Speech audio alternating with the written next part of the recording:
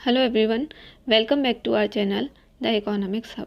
Students, हमारी last video में हमने डिस्कस किया था कि एग्ज़ाम के टाइम पे हमें कौन कौन सी ऐसी टिप्स होती हैं जिनको फॉलो करना चाहिए जिससे कि आपका जो भी एग्ज़ाम है वो काफ़ी अच्छा हो और आपको अच्छे मार्क्स मिल सकें। तो उसी वीडियो को थोड़ा आगे ले जाते हुए आज के इस पार्ट में मैं आपको स्पेशली आंसर से रिलेटेड ट्रिक्स देने वाली हूँ कि जब भी आप कोई भी आंसर लिखते हैं एग्ज़ाम में तो आपको कौन कौन सी चीज़ों को फॉलो करना चाहिए, आपको कौन कौन सी ऐसी चीज़ें ऐड करनी चाहिए जिससे कि आपके आंसर्स काफ़ी ज़्यादा अट्रैक्टिव हो सकें और उससे आपके मार्क्स जो हैं वो भी इंक्रीज़ हो सकें। सो आई होप आपने पहली वाली वीडियो देख ली होगी, और अगर नहीं देखी है तो पहले आप उसको देख लीजिए जिससे कि आपको वहाँ से बेसिक्स क्लियर हो जाएंगे कि आपको कौन कौन सी कॉमन टिप्स हैं जो कि एग्ज़ाम में यूज़ करनी है। सो आज की जो वीडियो होगी वो हमारी परफेक्ट आंसर राइटिंग से रिलेटेड होगी, यानी जब भी आप किसी भी एग्ज़ाम में कोई भी आंसर लिखते हैं तो आपको कौन कौन सी चीज़ें हैं जिनका ध्यान रखना है। ठीक है, तो हमारी जो सबसे पहली जो ट्रिक बोल सकते हो आप वो है कि आपको हमेशा जो भी आंसर लिखना है वो अकॉर्डिंग टू मार्क्स लिखना है। यानी आपको सबसे पहले देखना है कि वो आंसर जो है वो कितने मार्क्स का है।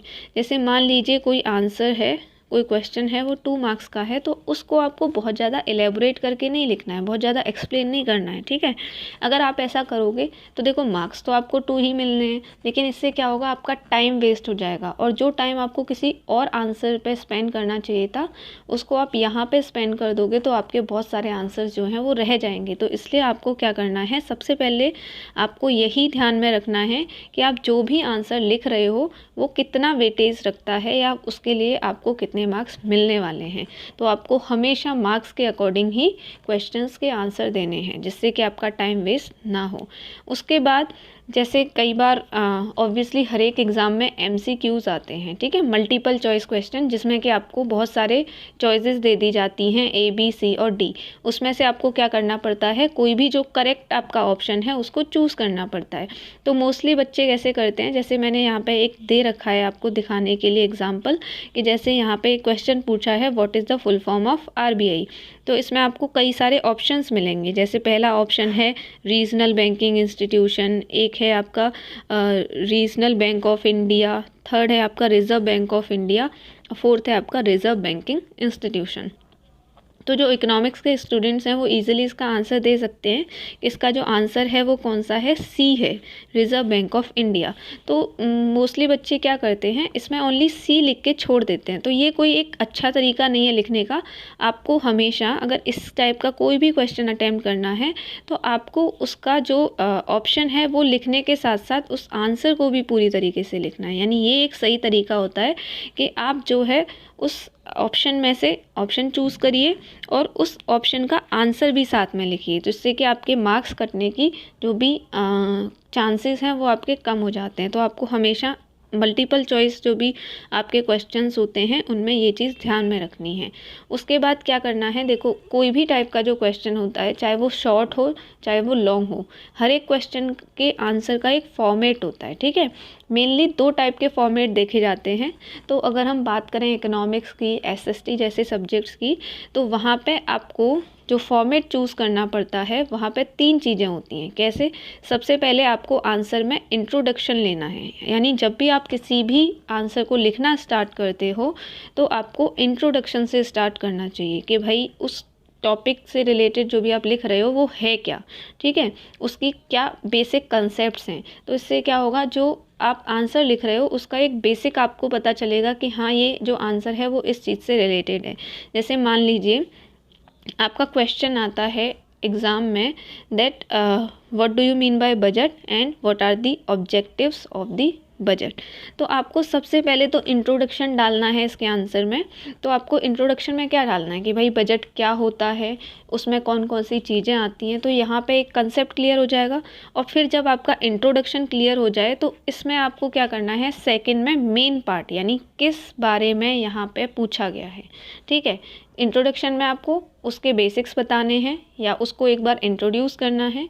मेन पार्ट में जो आपका मेन आंसर है वो लिखना है, यानी उस आंसर से रिलेटेड मीनिंग, डेफिनेशन, उसके जो भी एग्जांपल्स हैं, वैलिड पॉइंट्स हैं, की पॉइंट्स हैं, वो सारी चीज़ें आपको इसमें लिखनी है मेन पार्ट में, और लास्ट में आपको एक हेडिंग रखनी है कंक्लूज़न की, जिसमें कि आपको अपना पूरा जो आपने क्वेश्चन लिखा है उसको कंक्लूड करना है, यानी उसकी आपको एक समरी प्रोवाइड करानी है, या आप अपनी तरफ से कुछ ऐड करना चाहते हो, जैसे कि एसएसटी में या बहुत सारे इकोनॉमिक्स में या कहीं भी कुछ ऐसे आंसर्स होते हैं जहाँ पे आपको लगता है कि इसमें ये और होना चाहिए तो ये चीज़ अच्छी हो सकती है, तो वो जो आपके पॉइंट ऑफ व्यूज़ हैं आप भी उस चीज़ को कंक्लूज़न में डाल सकते हो। तो यानी इस तरीके से आपको एक फॉर्मेट जो है उसको फॉलो करना है। सबसे पहले इंट्रोडक्शन रखो, फिर मेन पार्ट यानी जो मेन आंसर है वो लिखो, और लास्ट में कंक्लूज़न लिखो। देखो ये है, ठीक है। तो इससे क्या हो जाएगा कि आपका जो भी क्वेश्चन लिखने का तरीका है या जो आपका कंटेंट है वो बहुत ज़्यादा इफ़ेक्टिव हो जाएगा और बहुत ज़्यादा क्लियर हो जाएगा, ठीक है।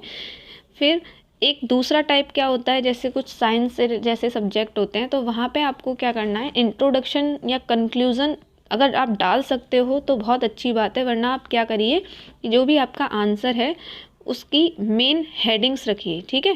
तो मेन हेडिंग्स में फिर आप उसकी सब हेडिंग बना दीजिए, और उन सब हेडिंग्स को आप क्या कर दीजिए, एक्सप्लेन कर दीजिए, ठीक है। अब एक्सप्लेन कैसे करोगे, वहाँ पे आपको लिखना पॉइंट्स में है, ठीक है। पॉइंट में लिखना सबसे सही रहता है। तो उन पॉइंट्स में जब भी आप आंसर लिख रहे हो तो उसमें भी आप की पॉइंट्स डालो, एग्जाम्पल डालो, वैलिड पॉइंट्स डालो, जो भी आपको लग रहा है कि हाँ इस आंसर से रिलेटेड ये वाली इन्फॉर्मेशन है, तो वो सारी चीज़ें आपको डालनी है। तो यानी ये दो फॉर्मेट होते हैं, इन दोनों फॉर्मेट्स में आप क्या कर सकते हो, कोई भी आंसर लिख सकते हो। जैसे यहाँ पे आप देख सकते हो, सबसे पहले ये आपकी हेडिंग हो गई, इस हेडिंग की ये मेन हेडिंग हो गई, और फिर उसके एक्सप्लेनेशन होगी। तो आप इस तरीके से लिख सकते हो। तो ये दो फॉर्मेट होते हैं जो आप अगर एग्ज़ाम में यूज़ करते हो, एग्ज़ाम में फॉलो करते हो, तो आपका जो आंसर है वो काफ़ी ज़्यादा अट्रैक्टिव हो जाता है, ठीक है। अब देखो, आप कोई भी आंसर लिख रहे हो तो उसको पैराग्राफ फॉर्म में मत लिखो, उसको हमेशा पॉइंट्स की फॉर्म में लिखो। तो जब आप पॉइंट्स की फॉर्म में लिखते हो तो आपकी जो भी इन्फॉर्मेशन है वो थोड़ी सी निकल के आती है, यानी वो थोड़ी सी हाईलाइट होती है, और हाईलाइट होगी तो आपका जो भी इवेल्युएटर है वो चीज़ों को थोड़ा अच्छे से चेक कर पाता है, और वो अट्रैक्टिव भी लगती हैं। जैसे कि यहाँ पे एक आंसर लिखा हुआ है, ठीक है। अब ये पूरा पैराग्राफ फॉर्म में लिख रखा है, तो अगर आप इसको पढ़ोगे तो आपको कुछ चीज़ें बहुत ज़्यादा क्लियर नहीं होंगी, ऐसे सारा मिक्सअप सा लगेगा। तो यानी आप ऐसे आंसर लिखने की बजाय आप कैसे लिखो, पॉइंट वाइज लिखो। जैसे यहाँ पे है, ठीक है, आपको आंसर तो वही लिखना है लेकिन उसमें पॉइंट वाइज चीज़ों को देना है। जब आप पॉइंट वाइज चीज़ों को दोगे तो आपके जो मेन पॉइंट्स हैं वो हाईलाइट हो जाएंगे। तो ये चीज़ आपको हमेशा ध्यान रखनी है कि भाई आपने जो भी फॉर्मेट है वो फॉलो किया, और फॉर्मेट में भी फिर आपने जो भी इंफॉर्मेशन दी वो आपने पॉइंट वाइज दी। उसके बाद आपको जो भी इम्पॉर्टेंट टर्म्स हैं उनको हमेशा हाईलाइट करना चाहिए। जैसे आप कोई भी ऐसी डेफिनेशन बता रहे हो, कोई भी ऐसी मीनिंग बता रहे हो जिसमें कि आपका कोई इम्पॉर्टेंट की पॉइंट आता है, तो उसको हमेशा आप हाईलाइट करो। जैसे यहाँ पे देखो, मैंने ये लिखा, तो यहाँ पे प्राइस हो गया, डिमांड हो गई, ये again price, increase demand, increase prices, तो ये सारी चीज़ें क्या आती हैं, थोड़े की पॉइंट्स थे इस पॉइंट के, तो उनको आप हमेशा हाईलाइट करो। तो इससे क्या होगा कि एग्ज़ामिनर को आपके की पॉइंट्स दिखेंगे तो उसको लगेगा कि हाँ आपको जो है सब्जेक्ट की अच्छी नॉलेज है, तो इससे आपको जो भी मार्क्स हैं वो अच्छे मिलेंगे, ठीक है। तो आपको हमेशा क्या करना है, अपने की पॉइंट्स को हाईलाइट करना है। और एक और चीज़ आपको क्या करनी है, जैसे आपने आंसर से रिलेटेड कोई भी एक्स्ट्रा इन्फॉर्मेशन दी है, कोई एक्स्ट्रा पॉइंट डाला है, तो उसको आप हमेशा एक बॉक्स या एक आप बोल सकते हो क्लाउड्स की फॉर्म में उसको हाईलाइट करो। जैसे यहाँ पे ये दो चीज़ें हैं जो मैंने एक्स्ट्रा दी, तो इसके लिए मैंने क्या कर दिया, इनको क्लाउड्स में जो है बंद कर दिया, या मैं यहाँ पे एक सिंपल ऐसे बॉक्स बना सकती थी। तो इससे क्या होगा कि मेरा जो आंसर है ना वो हाईलाइट हो जाएगा, मतलब मुझे आपको दिखाना है ना कि भाई मैंने एक एक्स्ट्रा पॉइंट डाला है, तो ये चीज़ें काफ़ी क्लियर हो जाएंगी। तो आप हमेशा कोई भी एक्स्ट्रा पॉइंट जब डाल रहे हो तो आप क्या करोगे, वहाँ पे उसको हाईलाइट करोगे बॉक्स में डाल के। उसके बाद फ़्लो चार्ट्स बनाओ, जितना हो सकता है आपके कंटेंट से रिलेटेड जितनी भी फ़्लो चार्ट्स आप बना सकते हो, यानी आप सिंपल से सिंपल कंटेंट को भी फ़्लो चार्ट की फॉर्म में शो करो। तो इससे आपका जो भी इन्फॉर्मेशन है वो काफ़ी क्लियर हो जाएगी। और जहाँ आपको लगता है कि हाँ इस चीज़ से रिलेटेड डायग्राम बन सकता है, कोई ग्राफ बन सकता है, तो हमेशा वो चीज़ भी उसमें ऐड करो। या आपको लगता है कि इस चीज़ से रिलेटेड मैं कोई नंबर्स प्रेजेंट कर सकता हूँ, डाटा प्रेजेंट कर सकता हूँ, तो आप उस चीज़ को भी प्रेजेंट करो। जैसे कि मैंने यहाँ पे कुछ इन्फॉर्मेशन लिखी, ठीक है, ये एक आंसर है, तो आंसर में देखो मैंने यहाँ पे क्या किया, इसको फ्लो चार्ट की फॉर्म में प्रेजेंट किया। तो जब फ्लो चार्ट की फॉर्म में प्रेजेंट करेंगे तो देखो कितना नीट एंड क्लीन भी लगेगा और काफ़ी इफेक्टिव भी लगेगा, ठीक है।